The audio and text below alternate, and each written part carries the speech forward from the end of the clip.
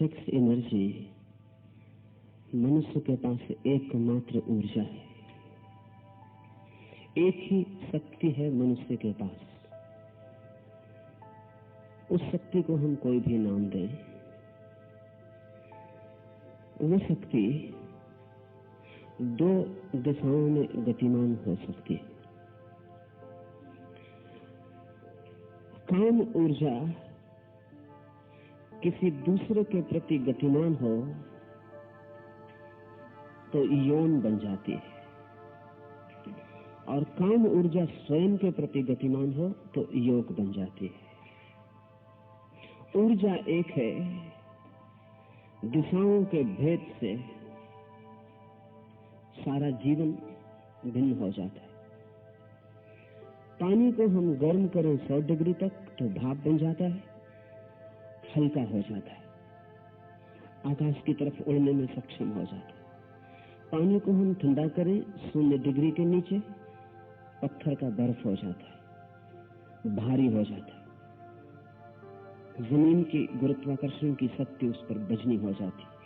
भाप भी पानी है, बर्फ भी पानी है। भाप आकाश की तरफ उड़ती है, बर्फ जमीन की तरफ गिर जाता है। ऊर्जा एक है, दिशाएं दो हैं। जिसे हम यौन कहते हैं, सेक्स कहते हैं, वो उसी एक्स अज्ञात ऊर्जा का नीचे की तरफ प्रवाह है। 0 डिग्री के नीचे बर्फ बन जाना है, तब जमीन का गुरुत्वाकर्षण उस पर सघन हो जाता है। वही ऊर्जा, वही एक्स अज्ञात शक्ति ऊपर की तरफ उठनी शुरू हो जाए, 100 डिग्री के पार परमात्मा की तरफ भाप की तरह उठनी शुरू हो जाती। जमीन का नीचे का खिंचाव समाप्त हो जाता है। शक्ति एक है, दिशाएं अलग हैं। तो पहली बात तो ये समझ लेनी जरूरी है कि शक्ति एक है। उसके उपयोग पर निर्भर करेगा कि वो आपको कहां ले जाए। दूसरी बात ये समझ लेनी जरूरी है कि शक्ति तटस्थ है। शक्ति स्वयं आपसे नहीं कहती कि क्या करें। शक्ति आपको हेतु नहीं देती, गति नहीं देती। शक्ति तटस्थ आपके भीतर मौजूद है। आप ही जो करना चाहें उस शक्ति का उपयोग करते हैं। शक्ति आपसे कुछ भी नहीं करवाती। आप नीचे की ओर बहाना चाहें तो ऊर्जा नीचे की ओर बहेगी, ऊपर की ओर बहाना चाहें तो ऊपर की ओर बहेगी। निर्णायक आप हैं, शक्ति नहीं। शक्ति आपके हाथ में है। अगर नीचे ले जाएंगे तो नीचे के जो सुख दुख हैं वे मिलेंगे, अगर ऊपर ले जाएंगे तो ऊपर के जो अनुभव हैं वे मिलेंगे। तीसरी बात समझ लेनी जरूरी है कि इस शक्ति के रूपांतरण के 2 उपाय हैं। एक उपाय का नाम है योग, एक उपाय का नाम है तंत्र। दोनों विपरीत हैं। दोनों उपाय जितने विपरीत हो सकते हैं उतने विपरीत हैं, लेकिन दोनों का लक्ष्य एक है। मार्ग विपरीत भी एक लक्ष्य पर पहुंचा सकते हैं। इस संबंध में थोड़ी बात समझ लें, फिर यह सूत्र समझना आसान होगा। तंत्र की मान्यता है कि काम ऊर्जा का पूरा अनुभव जब तक न हो तब तक काम ऊर्जा को रूपांतरित नहीं किया जा सकता। काम ऊर्जा का जितना गहन अनुभव हो सके उतना ही काम के रस से मुक्ति हो जाती है। ये महावीर से बिल्कुल उल्टा सूत्र है। इसे थोड़ा ठीक से समझ लें तो फिर महावीर का जो बिल्कुल विपरीत दृष्टिकोण है वो समझना आसान हो जाएगा। कंट्रास्ट में एक दूसरे को सामने रख के देखना आसान हो जाए। तंत्र मानता है कि हम केवल उसी से मुक्त हो सकते हैं जिसका हमें अनुभव हो। लेकिन क्यों? हम उसी से क्यों मुक्त हो सकते हैं जिसका हमें अनुभव हो? तब तो इसका यह अर्थ होगा कि जिस दिन हमें मोक्ष का अनुभव होगा हम मोक्ष से मुक्त हो जाएंगे। तब तो इसका यह अर्थ होगा जिस दिन हमें आनंद का अनुभव होगा हम आनंद से मुक्त हो जाएंगे। तब तो इसका यह अर्थ होगा कि जिस दिन हम आत्मा का अनुभव कर लेंगे उस दिन आत्मा व्यर्थ हो जाएगी। नहीं, तंत्र का कहना यह है जिस अनुभव की पूरी प्रक्रिया से गुजर कर अगर मुक्ति न हो तो समझना कि वो अनुभव स्वभाव है। और जिस अनुभव से गुजर के मुक्ति हो जाए, समझना कि वो प्रभाव है। उस अनुभव से मुक्ति हो जाती है जिसमें पहले सुख मालूम पड़ता था और पीछे दुख मिलता है। उस अनुभव से मुक्ति हो जाती है जिसके ऊपर तो लिखा था अमृत, लेकिन खोल फाड़ने पर जहर मिलता है। उस अनुभव से मुक्ति हो जाती है जो व्यर्थ सिद्ध हो जाता है। इसलिए तंत्र कहता है काम का पूरा अनुभव आवश्यक है ताकि काम का रस विलीन हो जाए, क्योंकि काम का रस भ्रांत है, रस है नहीं, प्रतीत होता है। जो प्रतीत होता है अगर पूरे अनुभव से गुजरा जाए तो विलीन हो जाएगा। रात के अंधेरे में मुझे एक रस्सी सांप मालूम पड़ती है, उस समय कितना ही भागूं वो मेरे लिए रस्सी न हो पाएगी, सांप ही बनी रहेगी। तंत्र कहता है निकट जाऊं, प्रकाश को जला लूं, देख लूं, जान लूं, अनुभव में आ जाए कि रस्सी है, सांप नहीं है, तो भय विलीन हो जाएगा। काम वासना मालूम होती है स्वर्ग है, मालूम होता है काम वासना में गहरा आनंद है। अगर वस्तुतः आनंद है तो तंत्र कहता है छोड़ना पागलपन है। अगर वस्तुतः आनंद नहीं है तो अनुभव से गुजर के जान लेना जरूरी है कि रस्सी रस्सी है, सांप नहीं। और जिस दिन ये दिखाई पड़ जाएगा कि अनुभव आनंदहीन है, न केवल आनंदहीन है बल्कि दुख परिपूरित है, उस दिन उसे कौन पकड़ना चाहेगा। ये तंत्र की दृष्टि है, ये एक उपाय है। दूसरा एक उपाय है जो महावीर की दृष्टि है, जो योग की दृष्टि है, और ये दोनों बिल्कुल विपरीत है, पोलर अपोजिट से। महावीर कहते हैं जिसका अनुभव हो जाए उससे छुटकारा मुश्किल है। महावीर कहते हैं जिसका हम अनुभव करते हैं तो अनुभव की प्रक्रिया में आदत निर्मित होती है। जितना अनुभव करते हैं उतनी आदत निर्मित होती है,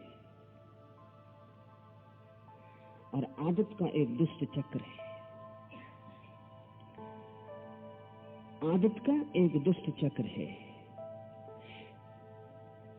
धीरे धीरे यांत्रिक हो जाता है। एक अनुभव किया,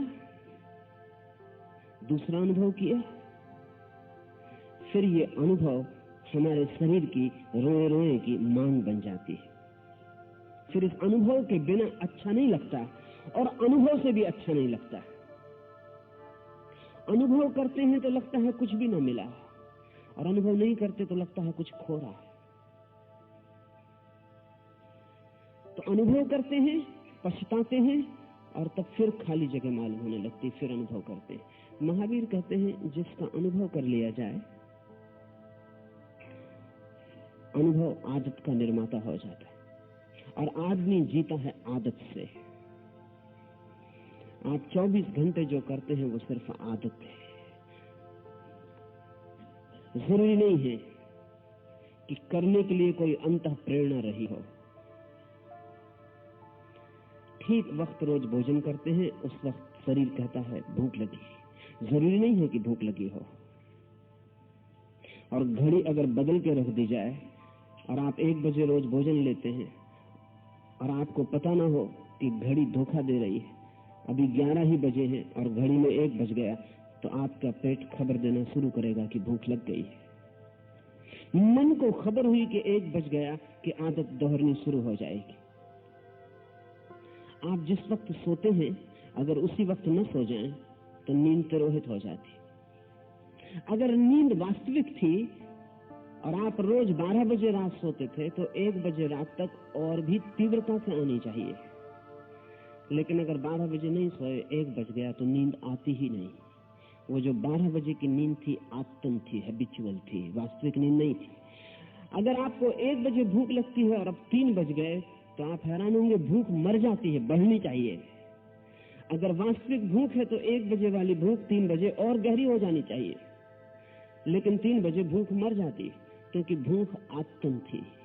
सभ्य आदमी जितना सभ्य होता है उतनी आदत से जीता है। न असली भूख रह जाती, न असली नींद रह जाती। तब आदमी का काम अनुभव भी आदत हो जाता है। तब जरूरी नहीं कि भीतर कोई अंतः प्रेरणा हो, पति पत्नी आदत हो जाती है और आदत दोहरती चली जाती है। एक बहुत बड़े विचारक D.H. लॉरेंस ने लिखा है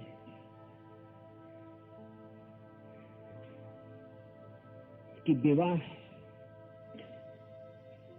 अनुभव कम, आदत ज्यादा है। वही कमरा, वही बिस्तर, वही रंग रौनक, वही पत्नी, वही समय, आदत।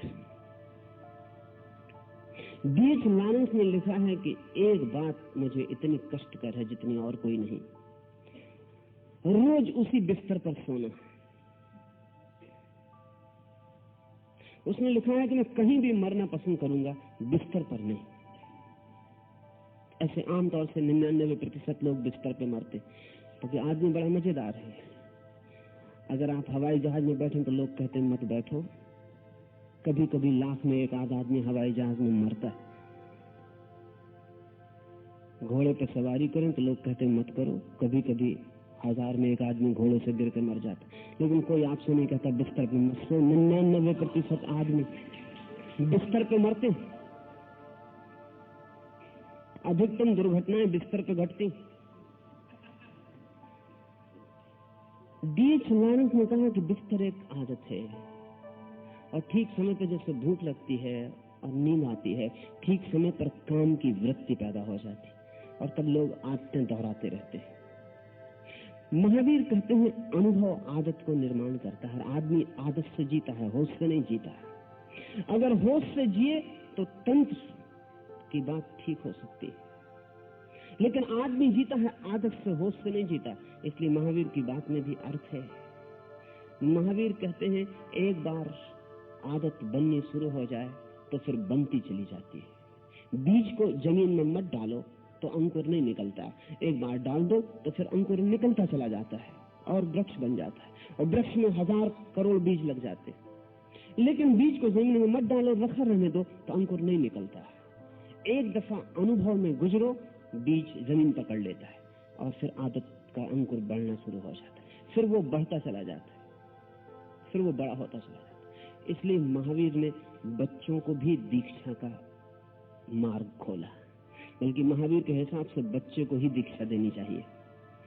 अब तो मनोवैज्ञानिक भी कहते हैं कि 7 साल की उम्र के बाद आदमी में बदलाहट मुश्किल हो जाती है। अगर 7 साल, प्राथमिक 7 वर्ष एक ढंग के निर्मित कर दिए जाएं तो आदमी फिर उन्हीं ढंगों में जीता चला जाता है। इसलिए पहले 7 वर्ष पूरे 70 वर्ष की संक्षिप्त कथा है, फिर वही दौड़ता चला जाता है। ये बड़ी मजे की बात है, इस पर थोड़ा सोचना जरूरी कि आदत कितनी अद्भुत है। आप अपनी माँ को प्रेम करते हैं, सभी बच्चे करते हैं, लेकिन आपने कभी ख्याल नहीं किया होगा कि माँ का प्रेम भी वैज्ञानिक अर्थों में सिर्फ आदत है। इस पर लोरेंज ने बहुत काम किया और लोरेंज ने सब्स्टिट्यूट मदर्स, परिपूरक माताओं का प्रयोग किए। जैसे एक बतख का बच्चा पैदा हुआ तो बतख का बच्चा पैदा होता है तो बतख ही उसे सबसे पहले मिलती है। मुर्गी का बच्चा पैदा होता है तो मुर्गी उसे सबसे पहले मिलती है, स्वभावता। आदमी का बच्चा पैदा होता है तो पहला दर्शन और पहला अनुभव माँ का होता है। लोरेंज ने ऐसे प्रयोग किए कि मुर्गी का बच्चा पैदा हो तो मुर्गी का उसे अनुभव ना हो पाए, मुर्गी छिपा ली जाए। मुर्गी की जगह उसने रबर का फुग्गा फुला के रख दिया। बच्चे ने पहला जो दर्शन हुआ, बच्चे को जो पहला अनुभव हुआ, और पहला अनुभव अंतिम अनुभव है। पहला अनुभव सबसे गहन अनुभव है, क्योंकि सबसे पहली आदत है। फिर सब कुछ उसके ऊपर निर्मित होगा। उस बच्चे ने रबर का फुग्गा देखा, वो रबर के फुग्गे के प्रति वैसा ही आसक्त हो गया जैसा माँ के प्रति। इसके बाद रबर का फुग्गा हवा में उड़ाया जाए तो बच्चा उसके पीछे दौड़े, लेकिन माँ पास हो तो उसकी तरफ ध्यान भी न दे। माँ व्यर्थ हो गई क्योंकि वो आदत न बन पाई। ये रबर का फुग्गा सार्थक हो गया, ये माँ बन गया। लोरेंज कहता है कि माँ का कोई अर्थ नहीं है, वो पहली आदत है। लेकिन और बड़े अनुभव हुए। ये जो मुर्गी का बच्चा रबर के गुब्बारे के पास बड़ा हुआ, इसको खाना इसको पीना सब यांत्रिक विधि से दिया गया, इसकी मां से नहीं, इसके मां से कोई संबंध नहीं जोड़ा गया। एक बड़ी हैरानी की बात हुई कि इस बच्चे के मन में मादाओं के प्रति कोई रस पैदा नहीं हुआ, वो मुर्गियों में उत्सुक नहीं रहा, उसके जीवन में सेक्स सूख गया। मनोवैज्ञानिक कहते हैं कि जिस बच्चे का मां से पहला संपर्क न हो, जीवन में स्त्री से उसके गहरे संबंध न हो पाएंगे। मां ही पहली आदत है, और इसलिए हर आदमी अपनी पत्नी में मां को खोजता रहता है, जाने अनजाने, चेतन अचेतन मां को खोजता रहता है। और बड़ी कठिनाई ये है कि मां दोबारा मिल नहीं सकती पत्नी में, इसलिए पत्नी से कभी चैन और शांति नहीं मिल सकती। मां पत्नी हो नहीं सकती और कोई पत्नी मां बनने को राजी नहीं। और कठिनाई तो यह है कि यह अचेतन आकांक्षा है, इसलिए अगर कोई पत्नी मां बनने को राजी हो तो भी पति को दुख होगा। पुरुषों का इतना आकर्षण स्त्रियों के स्तन में मां के संबंध में बनी पहली आदत का परिणाम है, और कुछ भी नहीं। मां से पहली आदत बनी, दूसरी आदत स्तन से बनी। इसलिए पुरुष स्त्री के स्तन में इतने आतुर, इतने उत्सुक, चित्रकार, मूर्तिकार, फिल्में, वो सब स्त्री के स्तन के आसपास निर्मित होती चली जाती है। कहानियां, कविताएं, रोमांस, वो सब स्त्री के स्तन के आसपास निर्मित होता चला जाता है। उससे कुछ और पता नहीं चलता, सिर्फ इतना ही पता चलता है, जैसे मुर्गी रबर के गुब्बारे के पास आसक्त हो गई, बच्चा स्तन के प्रति आसक्त हो गया, और बूढ़ा भी मुक्त नहीं हो पाता उस आदत से। बूढ़ा भी मुक्त नहीं हो पाता स्तन की आदत से। वो रस कायम ही रहता है, वो रस बना ही रहता है। अगर आदतें इतनी महत्वपूर्ण हैं तो महावीर कहते हैं जिस अनुभव से छूटना हो उस अनुभव में न उतरना ही उचित है। उतर जाने के बाद छूटना रोज रोज मुश्किल होता चला जाएगा। महावीर मनुष्य को एक यंत्र की भांति देखते हैं, और 99% आदमी यंत्र है। तो महावीर कहते हैं यंत्रवत आदमी का जो जीवन है वो वहीं रोक दिया जाना चाहिए जहां से चीजों की शुरुआत होती है। क्या इस बात की संभावना है कि अगर एक व्यक्ति को काम के समस्त अनुभवों, परिस्थितियों से बाहर रखा जा सके तो उसके जीवन में काम का प्रवाह पैदा नहीं होगा? इस बात की संभावना नहीं है कि काम का प्रवाह पैदा नहीं होगा। एक दिन बच्चा युवा होगा, शक्ति से भरेगा, ऊर्जा आएगी, शरीर का यंत्र शक्ति देगा, काम ऊर्जा भर उठेगी। काम की ऊर्जा से सारी परिस्थितियां भी रोक ली जाएं तो भी बच्चा भरेगा। लेकिन एक फर्क पड़ेगा, उस बच्चे के पास आदतों के सुनिश्चित मार्ग न होंगे। ऊर्जा भर जाएगी लेकिन आदतों के बहने के लिए कोई निर्मित मार्ग न होंगे। उस बच्चे की ऊर्जा को किसी भी दिशा में रूपांतरित करना आसान होगा। जिनके मार्ग निर्मित हो गए हैं उन्हें नए मार्ग बनाना कठिन होता है, क्योंकि ऊर्जा पुराने मार्ग पर बिना श्रम के बहती है।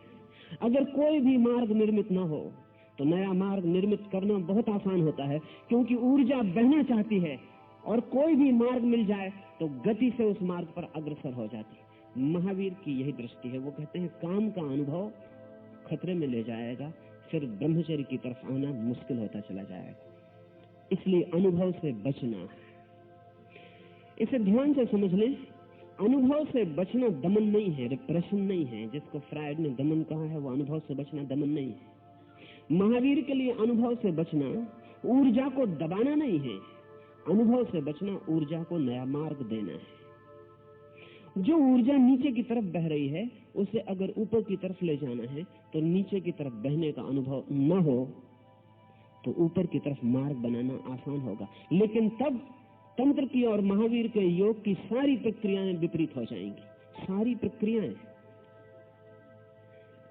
तंत्र जो भी करेगा महावीर के लिए वो गलत हो जाएगा, और महावीर जो भी करेंगे वो तंत्र के लिए गलत होगा।